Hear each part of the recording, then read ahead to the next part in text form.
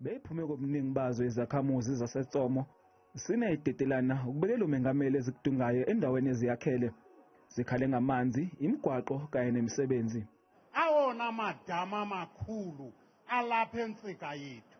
Siyacela uthungelwano le-infrastructure, amanzi, ugutyulo lwelindle, ezoqoqosho lingaphila ukusetyenziswa kwala madama. Siya eluvotweni ngoku. Siza kusokola uba ngaba kuyanetha. Kube nzima ukuya kwi-special voters. Kuba indlela zethu zimoshiwe yindlela yimvula engunogumbe ibikhona.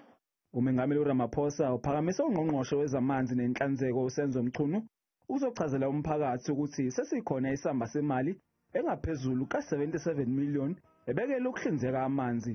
Le mali iyona ehlanganiswayo noma ke ezohlanganiswa ukuletha amanzi, inhlelo zamanzi, inkonzo zamanzi kulo masipala waseKrisani nakubo bonke omasipala abalocal.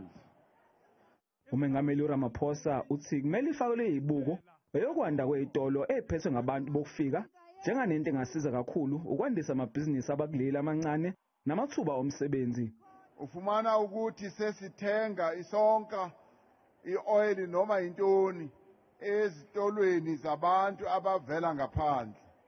Kufanele ukuthi sijonge naleyo eyona iproblem ekhoyo ukuthi ezi building lapho bayenza khona ama-building basiqasha ukuthi. Le mbizo ibingumlenze wokugcina njengoba umengameli esihambele zonke izifundazwe.